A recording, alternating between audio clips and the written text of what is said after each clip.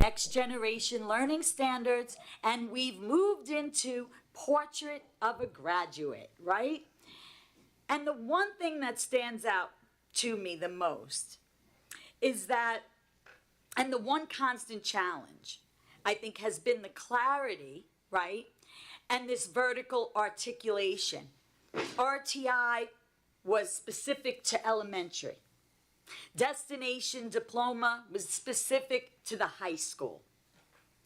AIS started initially in 8th grade. After you failed the state test, you had to have 2 years of academic intervention services, and I participated in developing that course. And so while NYSED has continuously pushed for data-driven decision-making and rigorous progress monitoring, the frameworks were very aspirational and not necessarily concrete. And they had some guiding principles, but the rules were never really spelled out in a way that people could follow them, and they were never spelled out in a way that really inspired. Which brings me now to our Graduation Plus, this vision that we have for children. Not only is it aspirational and concrete, but it connects well to the multi-tiered system of support that I'm going to talk about at the elementary level. And it starts with this belief in our students, in what they're capable of doing. And it begins with believing in our teachers' ability to make them dream big. And it's about all of us growing and learning together. So this vision statement is connected to this multi-tiered systems of support. Now, when you see this umbrella, right, it's still a little abstract because everything under this umbrella, right, we know about is parent engagement. We know we need curriculum and instruction. We know that we need to have strong PTA involvement. We know that we need to have positive school culture, positive school climate. But what I love about MTSS is that it's not just a response to intervention for students who are struggling. MTSS is for all students. It's for all students. It will help us identify the needs and a trajectory of growth for all children. But it comes with some rules. I don't know if any of you remember Lucille Ball and her husband, Ricky, and Ricky would say, "Explain it to me, Lucy." Well, when you know the rules of the game, you can engage in the game. And so this multi-tiered system of support comes with some basic rules that at its surface seems very simple, but they are quite, I want to say, detailed, and they're quite involved. So tonight I want to break down the basics of MTSS. I explain a little bit about its origins and its purpose. I want to talk to you a little bit about what we're doing at the district level and at the building level, what our principals are doing, what our teachers are doing, our interventionists, our district level coordinators. And I want to highlight a little of the practical application and share how our educators are applying MTSS principles at both the district and school levels to collaboratively develop plans for all students. And finally, I'm going to share the staffing needs to support this robust MTSS system. So since COVID, we know that our worlds were turned upside down. And we knew that we had to rethink education. Before COVID, we didn't have technology. COVID helped us learn how to use technology to accelerate learning. Additionally, since COVID, we've brought in many programs, new programs. We have a brand new reading program in academics in ELA, and we also have several interventions that we've recently brought in. We brought in Sunday, we brought in SIPS, and the special ed department is now bringing Inspire. So our goal is to give all students high quality programs. We're currently piloting a math program. We have about, I think 54 teachers piloting a math program as we speak. I was there yesterday, highly engaged. Actually, they were piloting 3 different programs because we want the best for our children. And we're also beginning to develop some project-based units of study in the area of science. Additionally, at the elementary level, COVID taught us that we needed to pay attention to behavior. Before this board meeting, I talked about the movie Inside Out, and if you've seen Inside Out 2, we all get introduced to anxiety. And we get introduced to the various emotions that we feel. And so we know that in order for children to grow and learn, right, they need to be able to get in touch with their emotions, they need to be able to self-regulate, and they need to be able to identify when they're feeling a little anxious, and it's okay for that. And we also need to teach our teachers, and we have, in how to manage those behaviors in the classroom. So since COVID, we've rolled out the positive behavior intervention support system and structures in our school. And it's based on the premise of, are you safe? Are you helpful? Are you kind? For our primary learners in UPK. And then when you get into intermediate, it's, are you respectful? Are you responsible? Are you safe? We've begun to train bus drivers and driver assistants in the strategies and techniques that they need to help students feel really good about themselves, to give them positive and specific praise when they are exhibiting respectful behavior, because kids don't know what respect looks like until you teach them. If you go into our elementary schools, you'll find that environmental footprint. Schools are sending home PBIS newsletters to also strengthen that homeschool connection, to help parents understand what PBIS is. And we're using our PPS staff to help train our teachers at faculty meetings. And finally, Strive for Less Than 5 was really big before COVID, and it was even, we had to pay more attention to attendance after COVID. So we put in some structures in place to reduce chronic absenteeism by creating some structures and some practices, by working closely with registration department, working closely with the attendance teachers, working closely to develop reports that principals can now pull by homeroom, so they can see at a glance the percentage of time that any given student is in class, so that we can begin to start flagging children and intervene early. Anytime you bring in a system like the multi-tiered system of support, inside that system, you need structures. And inside those structures, you need processes. And then inside those processes, you need leadership practices to make your dreams come to life.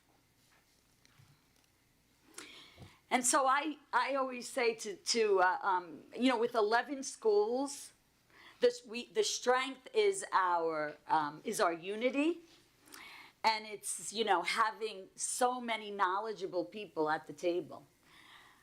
And I always say that each school has its own DNA, but I also believe when you're as large as Brentwood and you have 11 elementary schools, I always ask the question: are we a district of schools or a school district?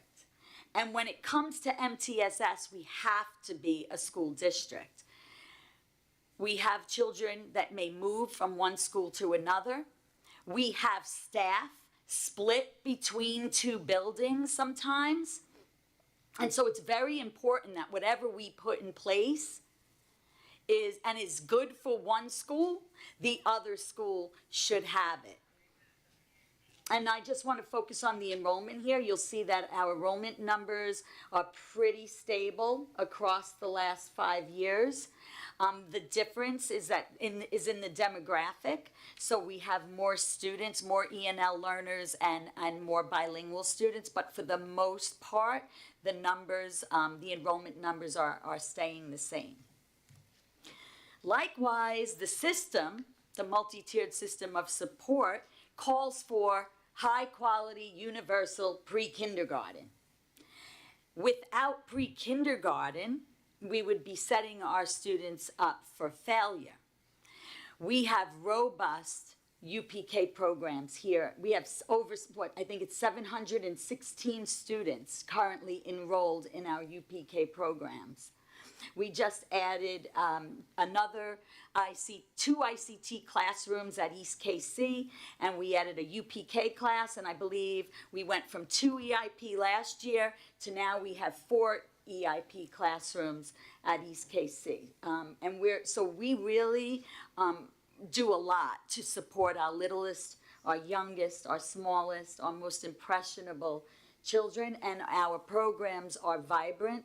We moved to a play-based learning environment. The classrooms are absolutely gorgeous. We have center learning. Children are learning what it means to be community helpers. They're learning what it means to go shopping. They're learning what cooking looks like, sounds like. And it's through that purposeful play that we're growing our students' confidence. So like anything else, when you build a system, you have to think about the developmental view of improvement. And I want you to just take a moment to think about something that you've tried in the last year or two. Something new that you tried, maybe even in your lifetime. How was it that you were able to grow with that particular skill? And look at the slides and look at needs improvement, proficient, and advanced. And what if it was baking? If you were a baker, where would you say you are right now? Do we have any bakers in the room? What about if you start here?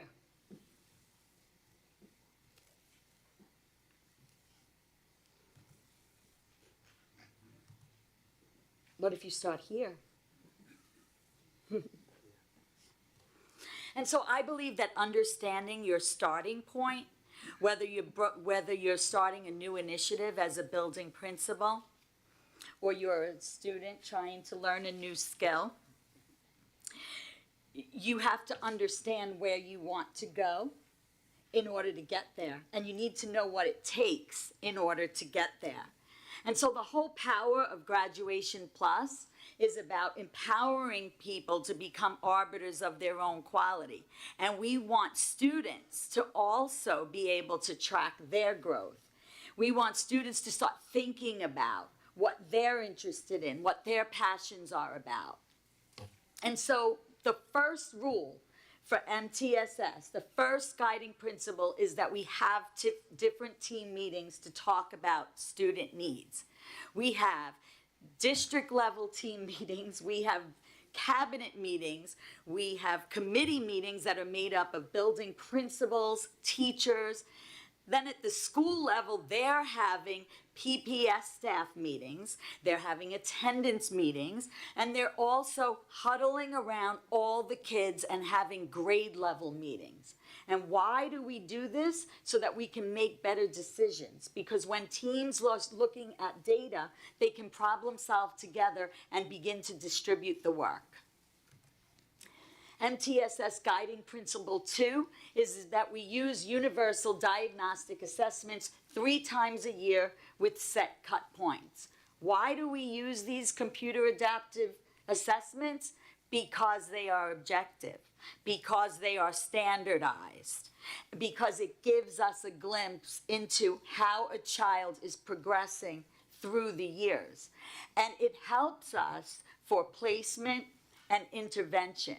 And it also helps us identify students who might need to be challenged. And that's what I mean when I say that MTSS, unlike RTI, is for all students. Because, you know, it is human nature to teach to the bottom and want to lift up students. But we know that we have advanced learners in our schools, in our classrooms. And so by giving these assessments 3 times a year, we can create programs for all children at all levels. And we use the iReady growth measures for this reason. The bottom line is students with different placements receive different goals. And the goal for all students is to make their average growth, which we call typical growth. And at the end of the day, we also want students who are below level to meet their stretch growth. So if you look at this slide, you'll see Alex on the left-hand side. He is 2 grade levels below. And in order to begin to catch up, Alex would need to make 27 points for the year. To get to early on grade level for that year, he would need to make 43 points. Bianca, on the other hand, right, she is early on grade level, and for her to reach mid-late on grade level or above grade level, she needs 25 points. 25 to be on grade level, and then 34 to be above. And why does that matter? Because their personalized plan is different.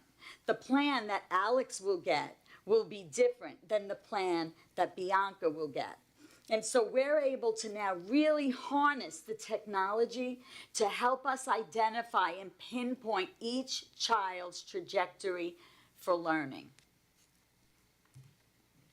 And why do we do that? So that we can deliver services in a tiered structure, so we can get the dosing correct. If you look at the slide on the triangle on the left, that's what's typical. That's what the research says, right? That 80% of our children should be successful with differentiated core instruction. If you look, and 5 to 15% would need strategic support, and 1 to 5%, would need the intensive tier 3. We are a little lower than typical in the sense that we have 70% of our students in differentiated core in the green, with another 25% of that 70 currently getting academic intervention services. But I believe that if we put in some additional support for our children at UPK K1-2, we will reduce the need for intervention of our intermediate students in 4 and 5 and reduce the number of children who need tier 2 and tier 3 intervention. And guiding principle 4 is we administer progress monitoring assessments every 1 to 2 weeks. This is something that we are working on now. Our curriculum coordinators, our district AIS, MTSS committee members, we've begun to add interventions to help students, but we really didn't have many instruments or progress monitoring tools that would help us see the impact of our interventions, if that makes sense to you. So we're on this learning journey together, and we're not alone. We partner with and we have meetings with administrators from across the state, and we're all learning together. But I can tell you that we're cutting edge and people want to learn from us. We're beginning to put some systems in place that I think is going to help us ensure some good decisions for kids moving forward. And finally, we're currently piloting a platform where we will be able to document all of our support plans in detail.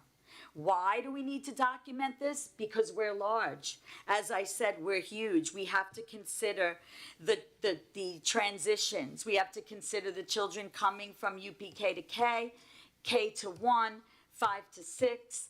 8 to 9, and then the children leaving 9 through 12. We can't waste any time trying to figure out where kids are. And we were using eSchool, but it was a little limited. And so now we move to piloting a platform that's going to help us do this. Actually, the platform is helping us strengthen our infrastructure, because it's through that professional learning that we're getting that we're understanding the rules. They're giving us the rules of engagement. And I believe that state data, and I think Vincent, Dr. Leone and Vincent would agree with me, is a lagging indicator. And like those cakes, right? Progress, MTSS is a continuous process. But you don't get growth in 1 year. Sometimes it takes 2, it takes 3, it takes 4 years of implementation, supporting that implementation, providing teachers, administrators with what they need. And I could not be more proud than Hemlock Park and their teachers, because based on the 24-25 data, as you will see, they pretty much, for students with disabilities, they pretty much doubled their achievement. And just to keep it brief, weighted average achievement level is based on all the students who take the ELA and math test, divided by all the students who could have taken the test. We had a high opt-out rate. They were able to increase their opt-out rate and get kids to believe in themselves, to show what they know, and it showed up in the data because the state also has metrics they gauge us on the growth of our children through the years. It's a multi-year pathway. Same goes for the Core Subject Performance Index. That's assessing the student performance on the ELA and the math test, just the students who took that test. Again, they doubled their performance index. Finally, their students, their ENL students who take the NYSESLAT, they also had impactful growth. And when I say they made significant impact, I mean they made impact as predicted, because the state gives us this formula. And they know how students should grow. They know students like Alex, students like Bianca, they have a formula for them. So they give us the targets. And I think that they deserve a round of applause. I'm like crying.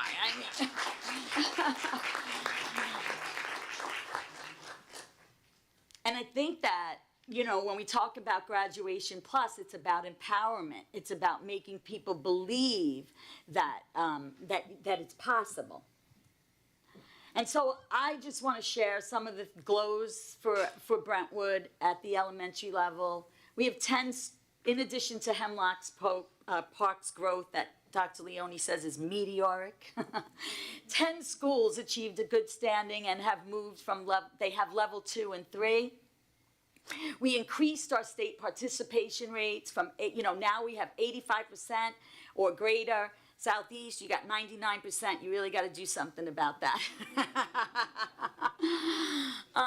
The iReady data is showing right now, we did the mid-year diagnostic, that 50 to 60% of our students are on target to meeting their annual typical growth, but we still have a few months left. I'm so proud of the 2 kindergarten centers where they had chronic absenteeism. They moved from 32.5% to 21.2% at the kindergarten, and Pine Park 36.2 to 19.2. Rosa, you're here. Give yourself a round of applause. And I think that was right, leaning into your goal, right? Making parents realize kindergarten is important, calling home, having parties, having dance parties, giving kids recognition, right? Doing shout outs in the morning for the class that has 100% attendance. All of that matters. We also have over 200 students now participating in the Brentwood Youth Mentoring Program. We added the Take a Look at Teaching students. We have ROTC, National Honor Society. They mentor our 4th and 5th grade students. The high school advisors partner with our elementary school counselors. Actually, it's National School Counselors Week. Let's give them a round of applause. And finally, I spoke about the expanded UPK. We have 70 teachers currently giving high dosage tutoring. I talked a little bit about these new programs that we're bringing in. I want to thank the Board of Education for continuously supporting all of these expanded opportunities for kids. We have robust Super Scholar programs for every grade, K through 5. We have a language immersion program on Saturday. There's a swim program. We just got an extra $350,000 from the state to expand our Super Saturday because they love what we do here. And we added Lego in grade 5. We added Lego. We added grade 3. We added an extra day. So six weeks of Super Saturday for grade 3 and 4, and 10 weeks of Lego. And then, of course, thank you for the winter and spring sports clinics that we're offering our children. Lots of great stuff happening at the elementary level. And so let me go into my staffing quickly. This is where I come in with the, please sir, can I have some more? Retirements are currently 21. We have 16 general ed teachers retiring, 5 from grade 6.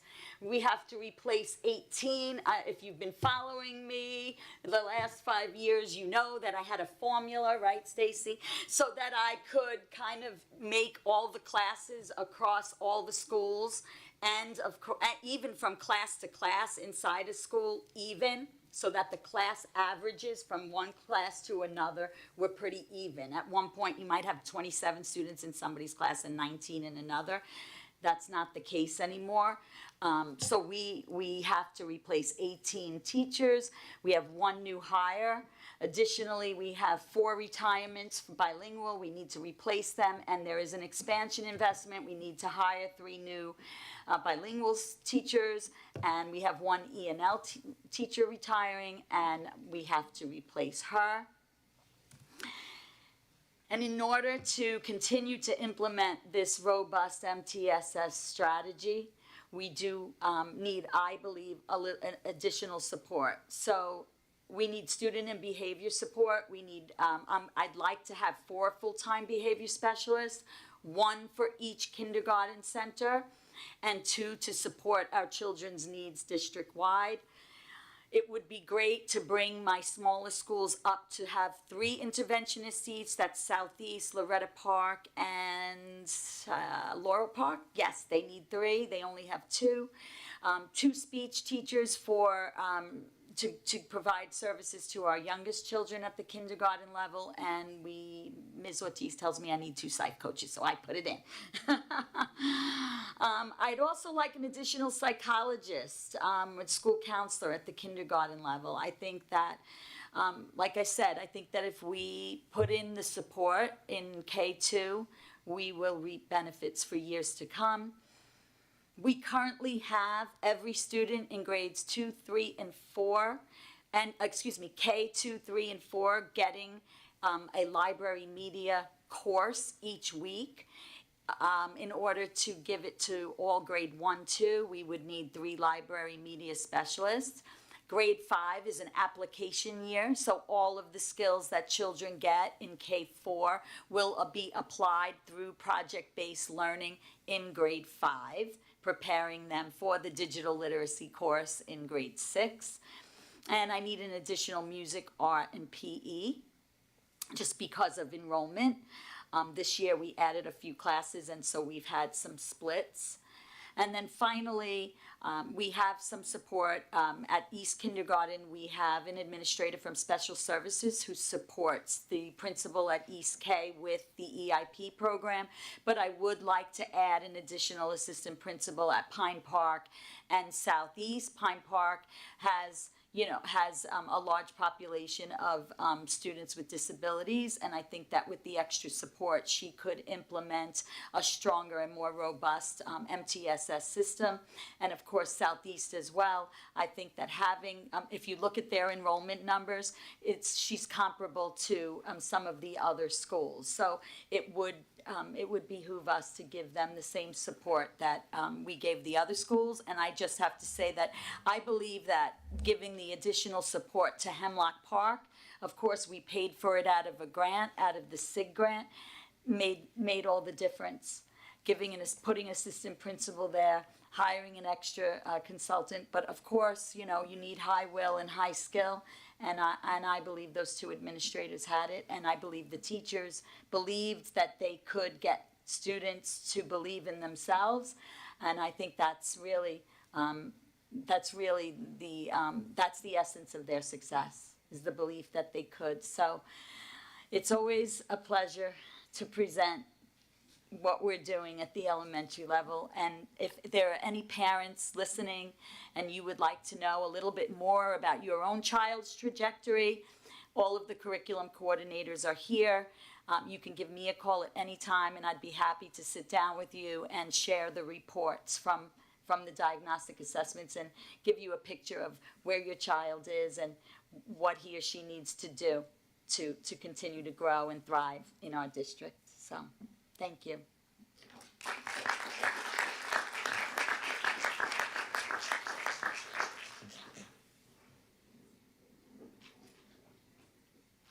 Thank you, Annie, so much for that engaging and plethora of information that you provided to our community, everyone here, and to this Board of Education.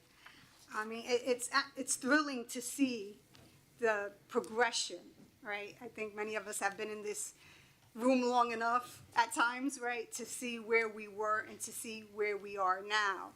And we know that we are putting our students' needs first in every way, right? Not just academically, but the social-emotional factor. We know that they go hand in hand with student success. And we're hopefully providing those tools to our teachers as well, our principals, our administrators. And I think, as we say in the board, the proof is in the pudding.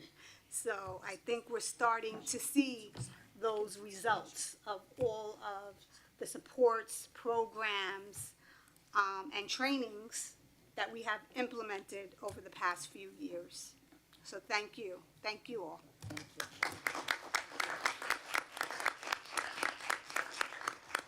Any questions or comments from the board? I just want to comment to just piggyback on what you said. You know, my daughter's in elementary school in the district, and I'm just extremely proud of her growth. And it's because of the investment that everybody makes on every level in this district. So I just wanted to thank you from the bottom of my heart for that. Thank you.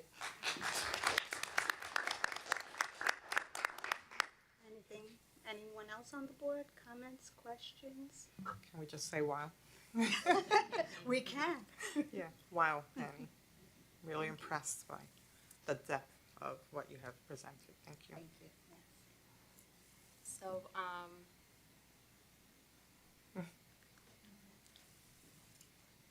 Annie has been with us, she said 30 years, but it's actually 43. She went to school here. She's a Brentwood graduate. Annie, thank you. You're not retiring yet, so we're not celebrating that yet, but this is her last board presentation, because she's going to retire in December. The passion that you see here, we all know it, at many levels, right? From the moment that she starts at 5 o'clock in the morning, right, to the end. The way that you put all this together and the way that you explain what you have done, it has been so intentional, and we know and we see the growth in our students and in the program, what is happening here in Brentwood. It's transformational. Listen, the elementary principals, coordinate, I'm gonna be corny. You're the wind beneath my wings. I really, you know what, this doesn't happen without committed building principals, teachers, right? Boards working together, curriculum coordinators, right? Everybody working together. It doesn't happen. This is your moment. No, I don't like it. I get too emotional. I know. But I have to say that, Annie, we have grown together, as you know that. I want you to know that you inspire me every day. And I know that you do the same thing for everyone that is here, and that's why they're here, to support you today. Thank you. And if I have to sum up, I was thinking about one word that I can say about Annie, is that she is irreplaceable. She cannot be replaced. So thank you, Annie, Thank you. for everything. And then we will celebrate in December, not my anymore. God, That's that's it. so Tomorrow we have to back to work. But thank you again. Thank you so much. Thank you.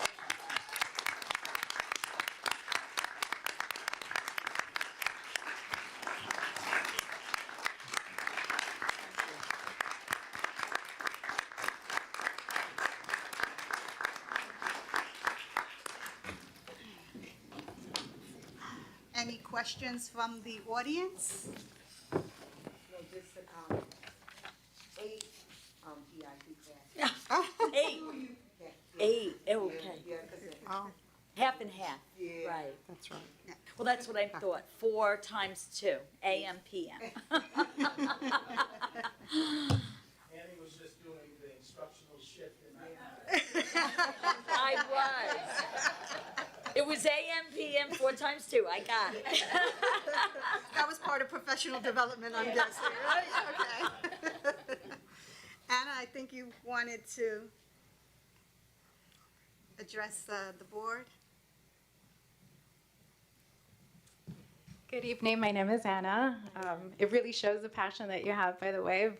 I can definitely see it and hear it from your colleagues. I just had a couple of questions. Like, I'm a big proponent of like mental health. So I'm wondering, in these MTSS meetings that you're having at the school level, like, who are the stakeholders present there? But like, is mental health also there? Whether it be like social workers, and if parents are also included in that as well. So at the school level, you can have 3 different kinds of meetings. You can have a school level meeting where you would have a building principal, perhaps a district level coordinator, a school counselor, and they would be looking at the data, from a global view. You can have content area meetings where they would be, the building principal would be working with the interventionists and classroom teachers, and they're huddling around the data of all the kids so that they could begin to match students to interventions, or even distribute the work and say, I can do a high dosage tutoring after school class for this group, and another teacher might say, okay, I'll take this group. So there's that kind of meeting, and then there's also the one-to-one meeting where the building principal would have a meeting with maybe the school psychologist, the parent, and a child. So there would be individualized meetings too, yes. So there's 3 different kinds of meetings. And then there are also meetings at the district level that I know, Ms. Young would have at special services. But yeah, we welcome parents also. Yeah, I love the MTSS process. It seems like it's really encompassing. Where like at the beginning of the slide, you said like that you're looking at the child as a whole, and I think that's able to encompass that as well. And I guess, my other curiosity is also like, I guess if a child's not meeting a certain level, right, like at what time is there, then the decision to see for like a different diagnosis for like mental health, either it be like ADHD or learning disability. Well, we look at, you start looking at the academics, right? You start looking at how students respond when they're taking a test, right? I've learned a lot by watching a child take the diagnostic. Right. You could see, how is he responding? How does a child respond when you put work in front of him, right, or her? That's how you can start there, by observing the child. But also you would look at how the child is responding to whatever intervention that the teacher is giving. So the teacher would take what they call intervention-based measures. Those are the formative assessments that teachers give as they're working with the child, so that it can inform their instruction. And then outside of that, you could get either a reading consultant or a district level coordinator could give that child a screener with another assessment and see how the child is progressing. You probably want at least 12 data points before you start to say, wait, this child isn't moving. Right. And then you would move to looking for other things, right? A lot of times we have to rule out, is it decoding, right? What is impeding that child's ability to comprehend? Right. If we can rule out phonics, right, then it's something else. So it's a problem solving Right.